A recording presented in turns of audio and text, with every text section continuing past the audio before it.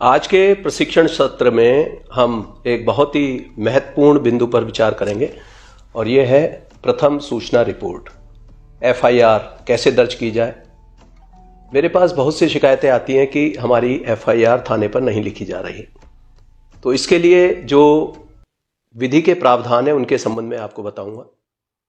सबसे पहले इसमें जो चैप्टर 12 है, अध्याय 12 दंड प्रक्रिया संहिता का, सीआरपीसी का, उसकी जो धारा 154 है वो बहुत ही महत्वपूर्ण है।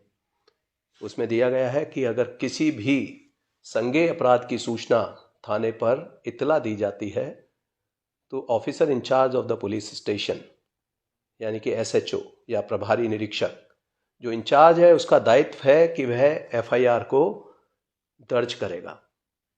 यदि वो ओरली भी दी जाती है यानी कि मौखिक रूप से दी जाती है तो उसको रिड्यूस करेंगे राइटिंग में, लिखित में उसको कराएंगे और उसके बाद पढ़कर सुनाया जाएगा कि एफआईआर में क्या लिखा गया, उसका कंटेंट क्या है।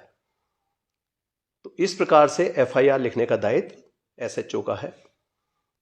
कई बार एफआईआर लिखने में आनाकानी की जाती है, कारण बहुत से हैं। जो मैंने अभी तक इसके कारण देखे हैं उसमें सबसे बड़ा कारण आता है भ्रष्टाचार। बहुत से लोग भ्रष्ट हैं, एफआईआर नहीं लिखना चाहते। बड़ी स्पष्ट डायरेक्शंस दी जाती हैं कि किसी भी अपराध को मिनिमाइज ना किया जाए, किसी भी अपराध को लिखने में कोई कोताही ना की जाए, लेकिन फिर भी कुछ लोग इस प्रकार की कार्रवाई करते हैं। तो उसके लिए भी अब प्रावधान बहुत ही स्ट्रिंजेंट बना दिए गए हैं। इसके बारे में मैं आपको बताऊंगा कि ऐसी स्थिति में आप क्या करें। उसके कारण कई हैं कि जिसमें एफआईआर लिखने में मना करने में, एक मैंने बताया भ्रष्टाचार, दूसरा कई बार हो सकता है कि मल्टीपल डायरेक्शंस हो। कई बार कोई पॉलिटिकल बॉसेस से या किसी इस तरह के हमारे जो वरिष्ठ अधिकारी हैं उनसे कुछ क्लियर डायरेक्शन अगर नहीं मिल पा रही है तब भी एफआईआर में डिले हो जाता है। कई बार कुछ घटनाओं को बढ़ा चढ़ाकर या झूठ बोलकर लिखाया जाता है जिसका एसएचओ को पहले से ही मालूम है, तो उसमें भी वो कई बार डिले करते हैं। लेकिन ऐसे सभी मामलों में आप क्या करें। अगर एफआईआर लिखने में थाने पर आनाकानी की जाती है तो उसके लिए प्रावधान है हमारा 154(3) में ही दिया हुआ है, जो सबसेक्शन 3 है उसमें दिया हुआ है कि उसकी इत्तला फिर जो पुलिस अधीक्षक हैं, जो डिस्ट्रिक्ट के एसपी हैं, उनको बाय पोस्ट, रजिस्टर्ड पोस्ट से भेजी जा सकती है। और ऐसी कंडीशन में अगर उसमें संज्ञेय अपराध बनता है तो पुलिस अधीक्षक इसको स्वयं रजिस्टर कराकर उसकी खुद ही इन्वेस्टिगेशन भी कर सकते हैं और अपने किसी भी सबऑर्डिनेट पुलिस अधिकारी को इन्वेस्टिगेशन के लिए सौंप सकते हैं। तो ये प्रावधान 154 सीआरपीसी में दिए गए हैं। अब इसमें कोई भी अगर इंफॉर्मेशन मिलती है एफआईआर के लिए तब उसमें क्या क्या होना चाहिए और उसमें आपको कॉपी किस प्रकार से दी जाएगी, मैं इसके बारे में बताऊंगा। यदि आपने एफआईआर लिखाई है तो इन्फॉर्मेंट को उसकी निशुल्क एक कॉपी तत्काल उपलब्ध करा दी जाती है। साथ ही जो एफआईआर लिखी गई है उसकी जीडी में भी एक एंट्री दर्ज की जाती है और इस पर सभी पर टाइम भी लिखा जाता है कि घटना का समय क्या है, घटना रिपोर्ट कब की गई है। तो इसमें कोशिश करनी चाहिए कि एफआईआर में सही तथ्य लिखे जाएं, उसका विस्तार पूर्वक लिखा जाए। कई बार कुछ चीज़ें छूट जाती हैं, जैसे कोई ओमिशन हो गया, आप जो है संकट के समय में है, आप पूरी तरह से नहीं देख पाए, तो एफआईआर में सभी फैक्ट्स का आना ये भी कोई ज़रूरी नहीं है। कुछ फैक्ट्स बाद में इन्वेस्टिगेशन के दौरान भी आ सकते हैं या बाद में अन्य गवाहों के बयान में भी आ सकते हैं। लेकिन एफआईआर लिखना बेहद आवश्यक है क्योंकि उसी के बाद हमारा जो क्रिमिनल जस्टिस सिस्टम है वो पूरा मूवमेंट में आ जाता है। तो एफआईआर अगर आपकी पुलिस के द्वारा फिर एसपी को भी अप्रोच किया तब भी नहीं लिखी जाती तो फिर इसका एक ऑप्शन और है जो धारा 156 है, उसमें 156(3) के तहत जो वहाँ के जुरिस्डिक्शनल जो मैजिस्ट्रेट हैं, जो जुडिशियल मैजिस्ट्रेट हैं, वो इस पर इन्वेस्टिगेट करने के लिए आदेशित कर सकते हैं। और इन्वेस्टिगेट करने का अर्थ है कि एफआईआर को पंजीकृत किया जाना। वर्ष 2018 में सीआरपीसी में संशोधन किए गए, काफ़ी महत्वपूर्ण है ये संशोधन भी।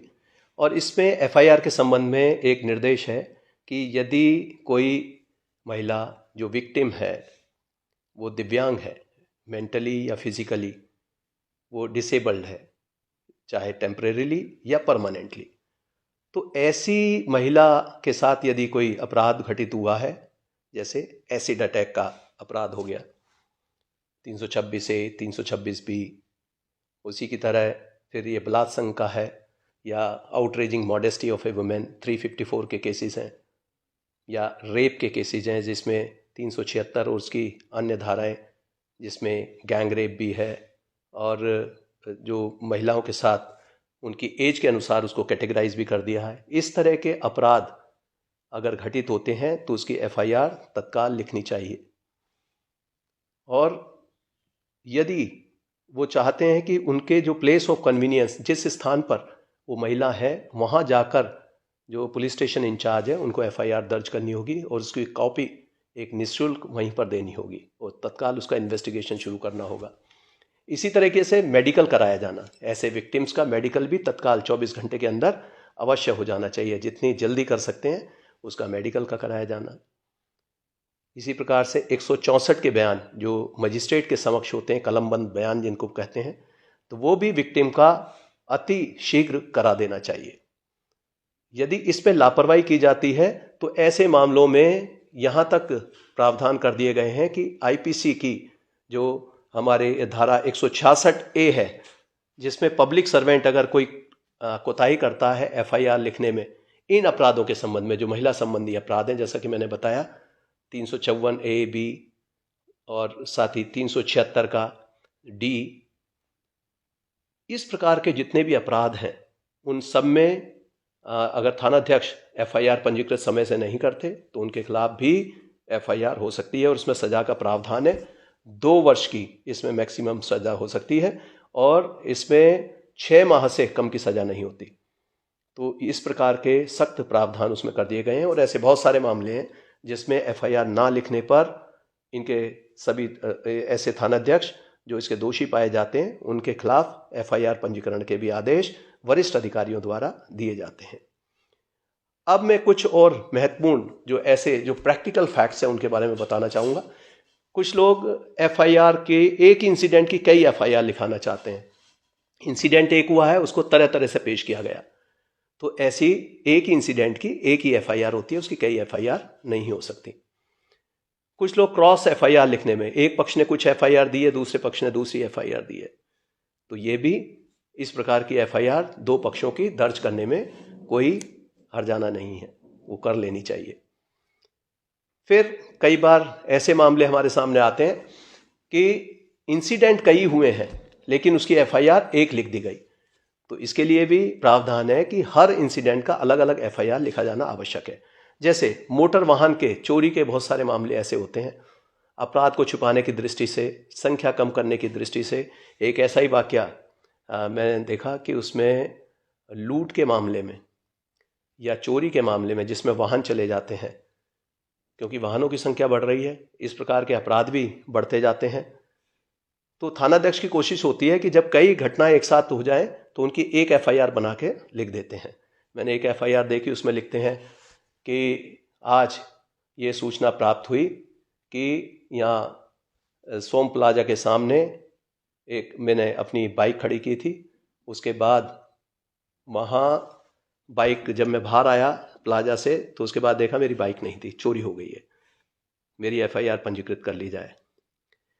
मैंने वहाँ जब मौके पर सोम प्लाजा के आसपास कर्मचारियों से बात की तो उन्होंने कहा कि यहाँ पहले भी कई घटनाएं हो चुकी हैं, यहाँ 6 मोटरसाइकिल या इस तरह की चोरियाँ पहले भी हो चुकी हैं, तो लगता है कि यहाँ अक्सर चोरी होती रहती हैं और 7 गाड़ियाँ यहाँ से चोरी कर ली गई हैं, तो एक FIR में इस तरह लिख दिया गया।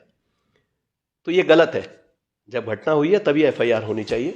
तो इस तरह की कई बार लोग टेक्निकल आधार पर उसको एक FIR में रिड्यूस करने की कोशिश करते हैं अपराध कम दिखाने के लिए।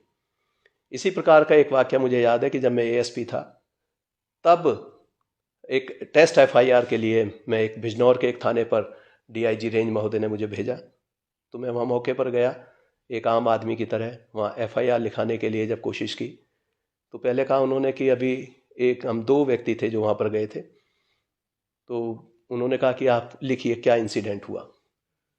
तो मैंने अपने एक साथी को थाने पर छोड़ दिया कि आप इंसिडेंट लिखाइए इसमें, और उन्होंने कहा कि आप चलिए, जो घटना हुई है घटना स्थल हमें दिखाइए। उन्होंने गाड़ी में बिठा लिया मुझे पीछे, और फिर हम घटना स्थल पर गए।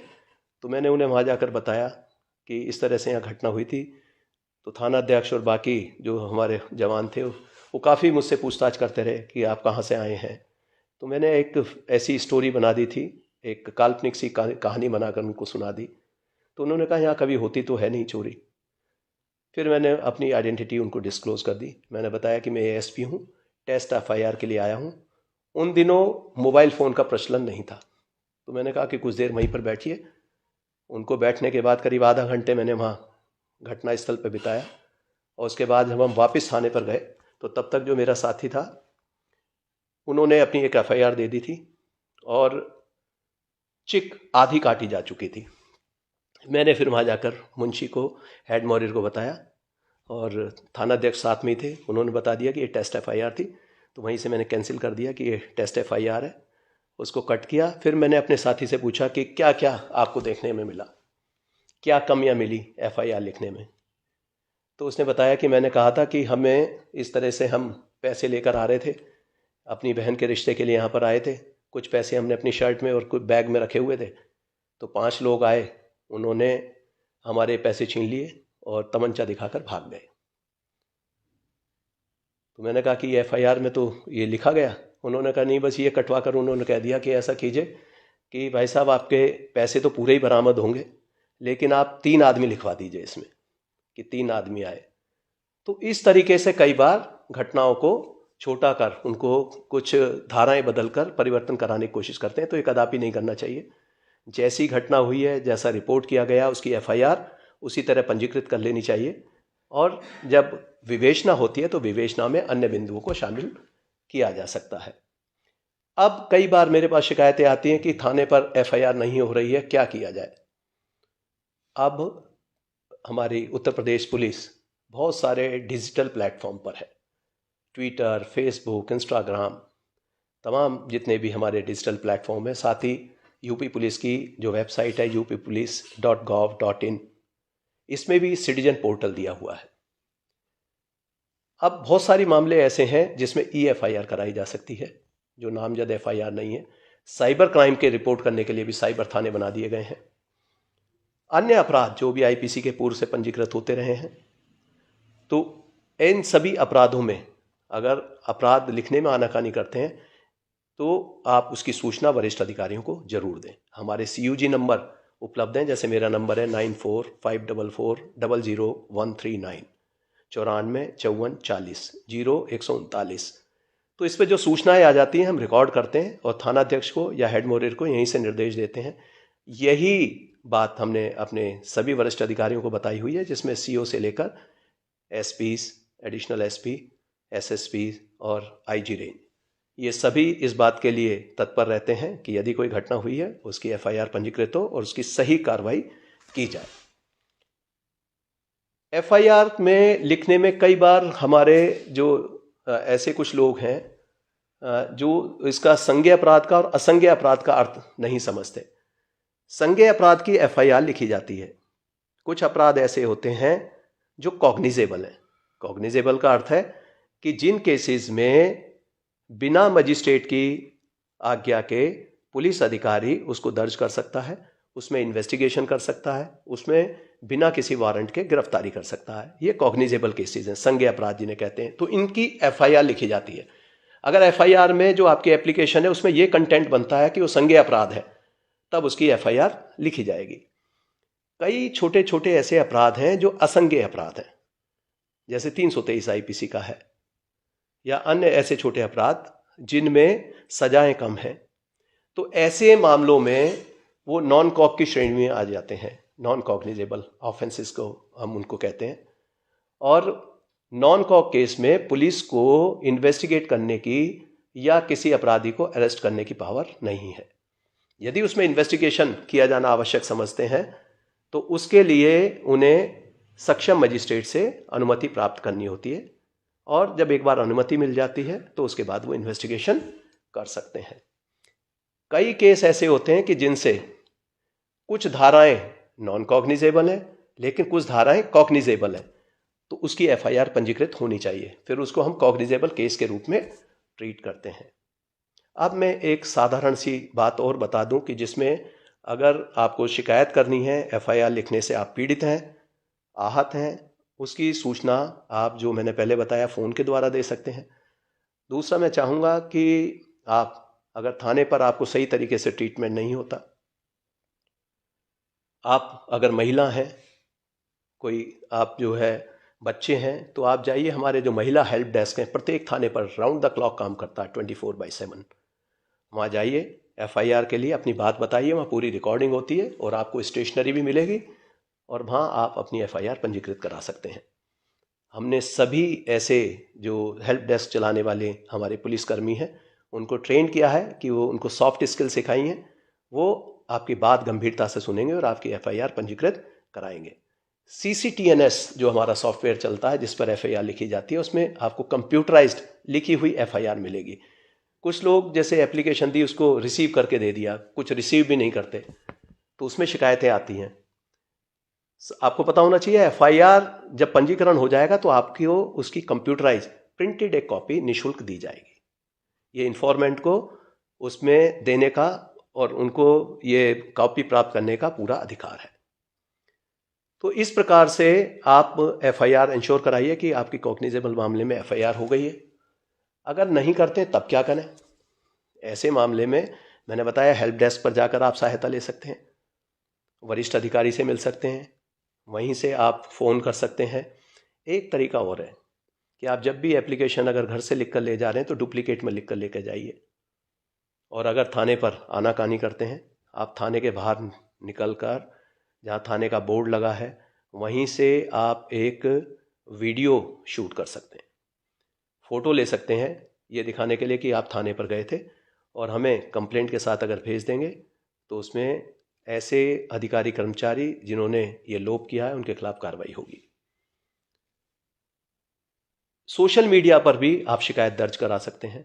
वो शिकायतें हमारे जो सोशल मीडिया सेल्स हैं हर एक जनपद में, रेंज में, जोन में और हेडक्वार्टर में, ये लगातार मॉनिटरिंग की जाती है। पब्लिक सेटिस्फेक्शन के लिए हम ये इंश्योर करते हैं कि कोई भी शिकायत आती है उसका संज्ञान लिया जाए और उस पर कार्रवाई की जाए। तो जितनी बातें मैंने ये CRPC के प्रावधान के बारे में बताई है और जो प्रोसीजर बताया है, अगर आप इसको फॉलो करेंगे तो मुझे पूरी आशा है कि आपकी एफआईआर अवश्य लिखी जाएगी। और ये आप समझ लें कि हमारे जो इंस्ट्रक्शंस हैं बड़े स्पष्ट हैं कि किसी भी अपराध को मिनिमाइज ना किया जाए, क्राइम वर्किंग ना की जाए, डाटा ना छुपाया जाए और ट्रांसपेरेंट वर्किंग रखी जाए। तो मुझे पूरी आशा है कि सभी बिल्कुल सही अपराध रिपोर्ट करेंगे, उसके कंटेंट भी सही होंगे, कोई बढ़ा चढ़ा कर या किसी को फर्जी फंसाने के उद्देश्य से एफआईआर नहीं कराएंगे। यदि आपको कोई असुविधा होती है कहीं या हमारे कर्मचारी सहयोग नहीं करते तो ऐसे में इसकी सूचना वरिष्ठ अधिकारियों को अवश्य दें। मेरी आप सबको शुभकामनाएं। जय हिंद।